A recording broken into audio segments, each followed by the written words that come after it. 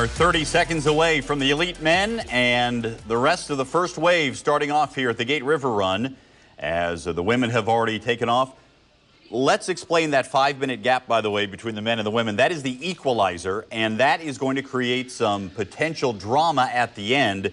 If one of the elite men passes the leader of the elite women and crosses the finish line first, the equalizer bonus is paid, $5,000. Nice little payday. And we've seen some drama on that front through the years. And we are off and running with the elite men underway, getting things started here at the Gate River Run.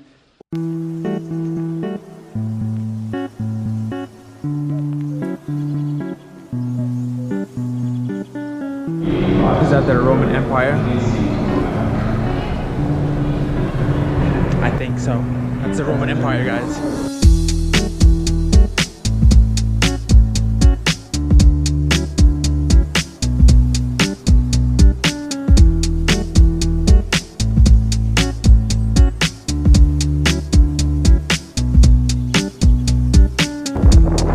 All right, plan for the workout. Well, I just got into Jacksonville. I did 3-mile warm-up. I'm sorry if it's windy and it's hard to hear, but I did 3-mile warm-up, and then I have two 60-second pushes and two 30-second pushes, and just cool back down to my hotel. I'm running towards the Jacksonville Stadium, as you can see over there. Wow, I don't know if this video is gonna be blurry the whole time or not, but I'm running towards that for my pushes. It's really windy, surprisingly, and I'm doing it in these clunky Nimbus 25s. Because I plan on throwing these away and I don't plan on going home to Utah with them. So yeah, but the goal is around 440s to 5 flats. If I can get there, great. If not, I'm not worried. I mean, look at my clothes. Windy. I don't know. Jacksonville, Utah is the windy city. Windy city, the windy city. But I'm gonna do my second 60-second push, and then we'll start the 30-second pushes, and I'm done. I'm on my equal rest, and somebody made this valid point to me. It was like, hey, do you only work out in super shoes? And the answer is yes. Why not work out in while you're racing? But working out right now in Nimbus 25s, the heaviest trainers, clunky bad boys. It's a humbling experience. Workouts are harder. I forget how spoiled we get with super shoes these days. But yeah, and working on trainers, different beast. I might try to start doing it more.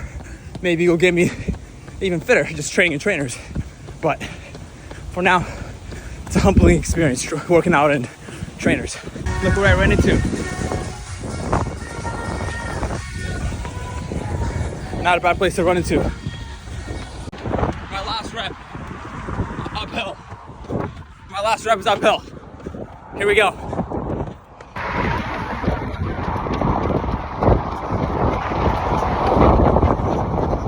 The Windy City, baby! The Windy City! I am in Jacksonville, Florida. It is currently 57 degrees, and I came back from my run. I did a workout. I did 2 60-second pushes and 2 30-second pushes, and then I did 4 15-second strides to shake off the travel and to get my legs under me. If you guys know a lot about my training, I do workouts on Thursdays, so I was trying to keep the schedule rolling. Talking to coach, he said just do some 400s and 200s. I didn't have a track. I didn't have access to a track, so I just did 60-second and 30-second pushes. I wouldn't be going that fast anyways for the 400s if I did have a track, but I just wanted to just move the legs. It's not supposed to be something crazy. Again, the focus is the Saturday, and for those of you that ask, Haptamu, why are you in Jacksonville, Florida? Why are you racing exactly a month after your marathon? And this is why.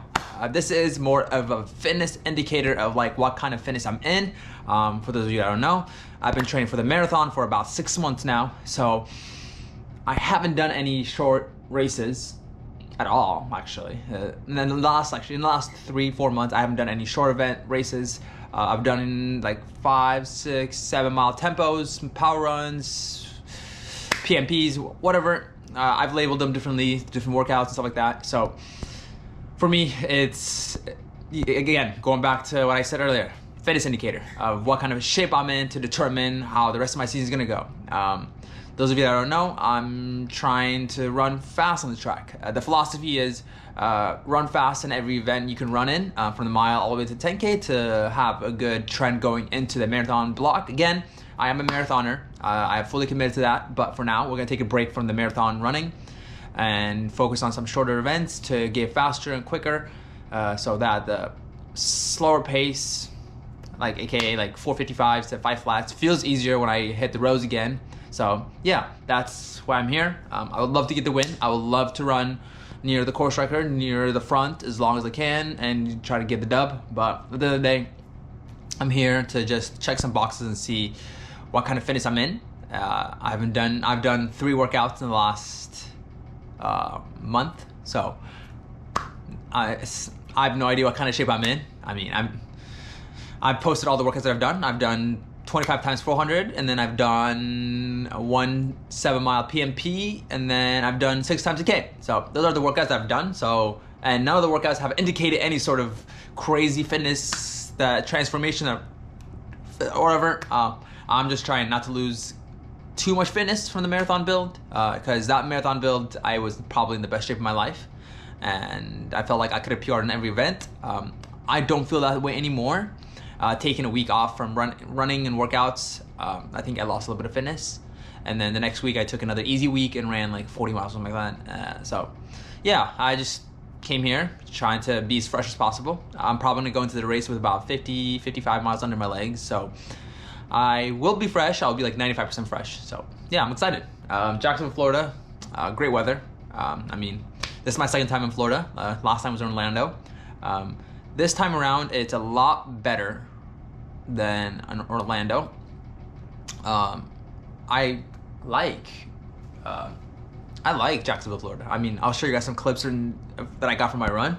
But yeah, great state, great place, great meet organizers. They really made my travel a breeze. Like, I mean, they had somebody waiting for me to pick me up at the airport, saving me the whole hassle of Ubering or finding public transportation. So that was nice. So I was able to get off my plane in a car into the hotel within 30 minutes. So yeah, thank you for the Gate River organization that really just made this whole travel a lot smoother, because I spent pretty much the entire day traveling.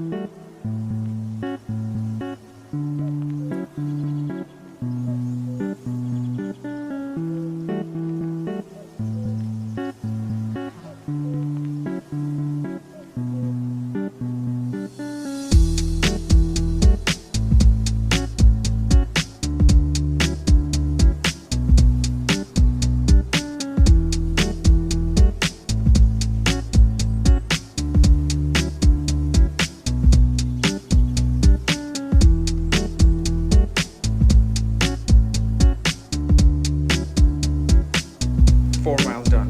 Oh. Just imagine that was 4 miles. I did an easy, there you go, 4.3 miles with those guys that you just saw, and legs are feeling good.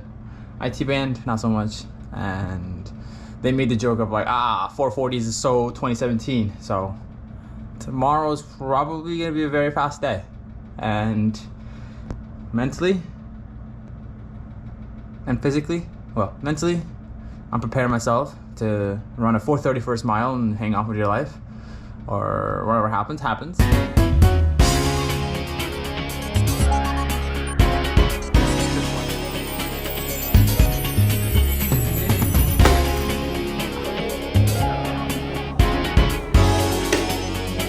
Celebrity trot.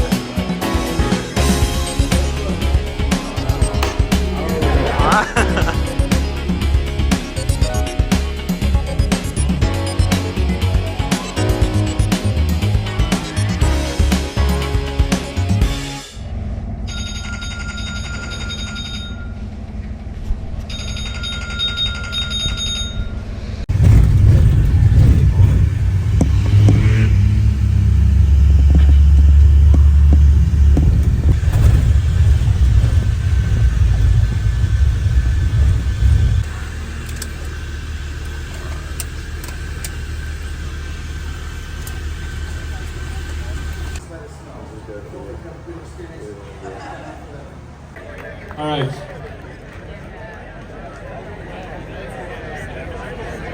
Congratulations, they're your top 10 men on the Gate River Run USA National Championship for 2024. Congratulations.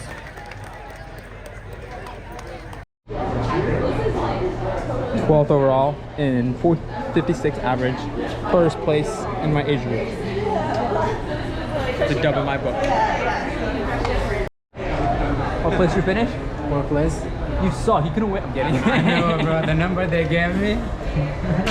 Let me see the bib. Only cool kids get this, bro. That's why you didn't wear it. They gave me about. All right, I'm headed to Urban Grind Coffee Company to go get some coffee and something to eat. All I've had to eat today is oatmeal and whatever else did I eat today? Oatmeal and a muffin, and I drank a Gatorade, and it's 1 p.m. and so yeah, I'm exhausted, so I'm just gonna get some coffee and then get something to eat and then do a quick race recap for you guys to tell you what I did well, what I didn't do very well, and what I need to work on, and reevaluate my training a little bit, because today was not the best, nowhere near my best. It's probably one of the worst races that I've had since post-collegiately. It is the worst race actually I've ever had post-collegiately, to be honest, and I'm frustrated and disappointed in it. So this is an all-time low.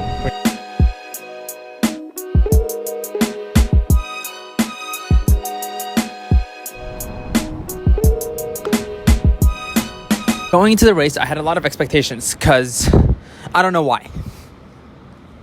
But for some stupid reason, I had a lot of expectations coming into this race, and I wanted to do really well. Because it was my first US Circuit Championship race.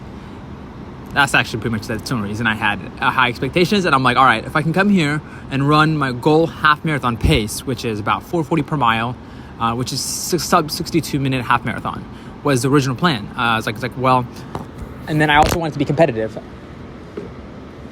Me being super stubborn, I knew that I didn't come all the way down here not to be competitive. So I wanted to come here and compete against some of the best American distance athletes there are. So this is how the race played out. The race was at 8 a.m. Saturday morning, and I woke up kind of fatigued. So let me just start with this. I'm not making excuses. I'm just telling you guys how the race played out in my opinion. And, well, in my perspective, I guess. Not my opinion, in my perspective. Woke up, was a little fatigued, but I was like, whatever.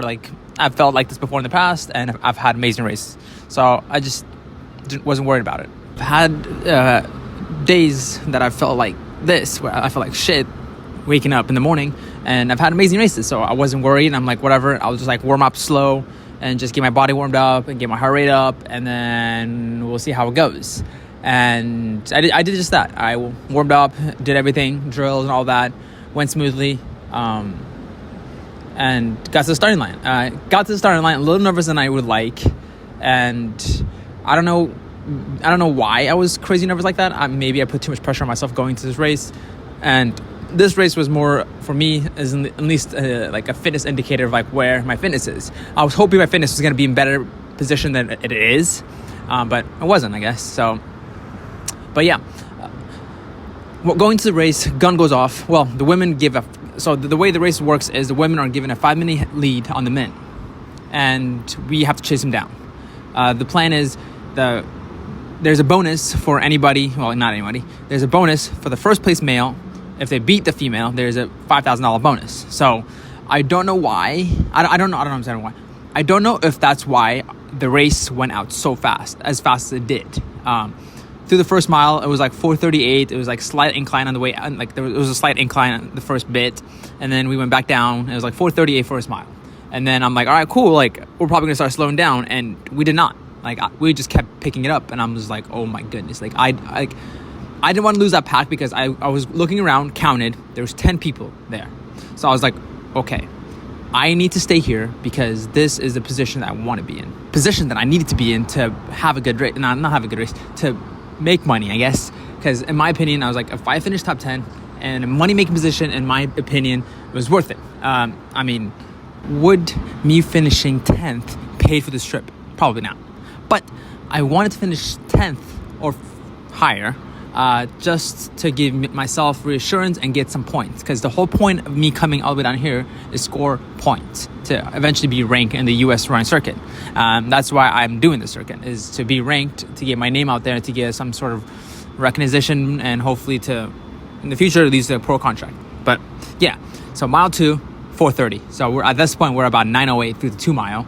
And I'm just like, wow, like I don't think I can hold this. And luckily a group broke off and we started running 440s. And I'm like, all right, like this is what I came here to do, is to run 440s. I proceeded to run 1 440 and like mid 440s. And at this point, I felt like I was still redlining it, is the thing. And I was just like confused. I'm like, why does this hurt as bad as it is right now? And I was just really confused. So and then ended up being me, one other guy got dropped from the other pack. So now I'm about in the 3rd pack and just hanging on to that guy. And I'm like, all right, stay with him. And then when you feel good, move up.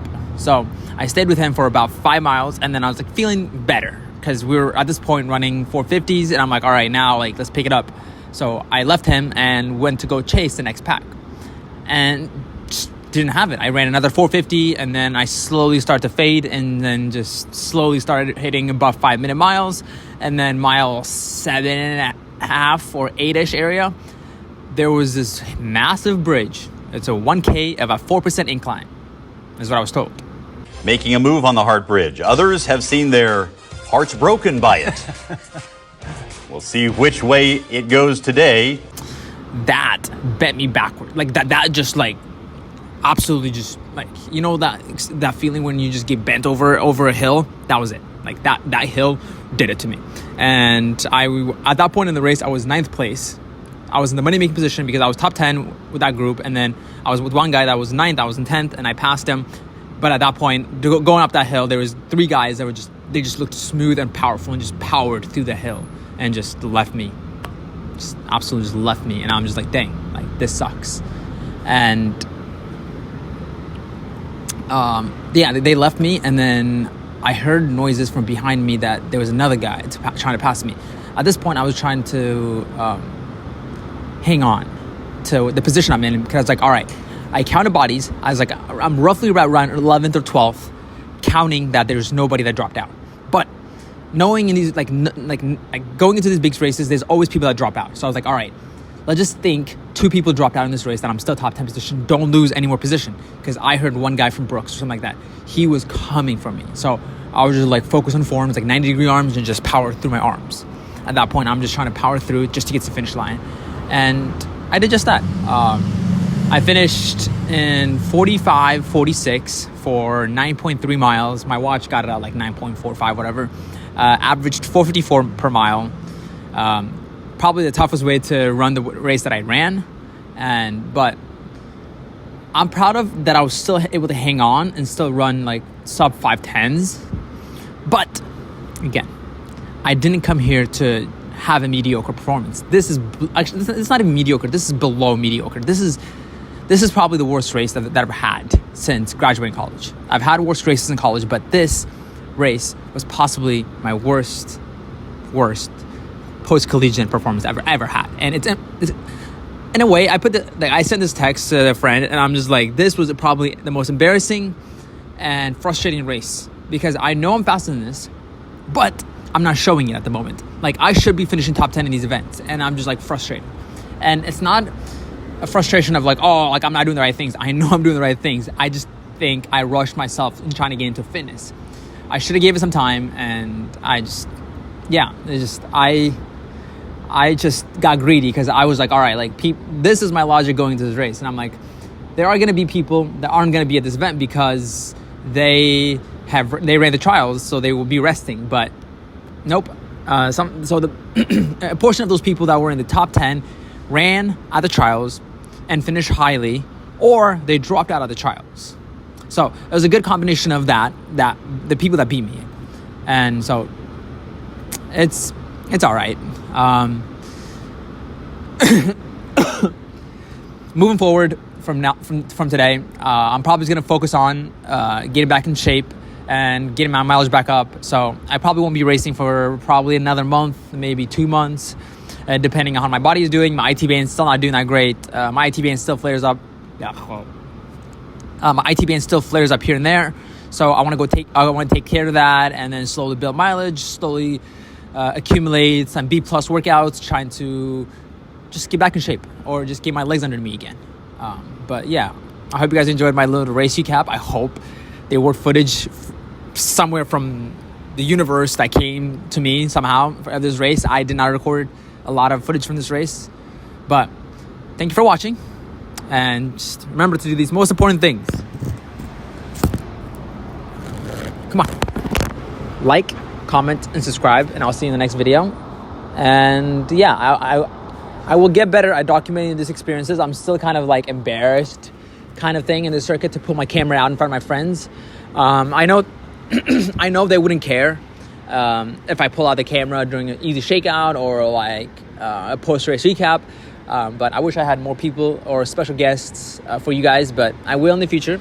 I just need to get more comfortable pulling the camera out against professional athletes. Like, I don't want to, with my thing with this whole vlog is, I don't want to put people on the spot. Like, this is me sharing my journey with you guys, not me trying to chase people down for clout, chase for people like just, you know, like I'm just this me showing you me, not me showing you guys everybody else around the circuit and not myself. So yeah, I hope you guys enjoy it. Just hit that subscribe button, please.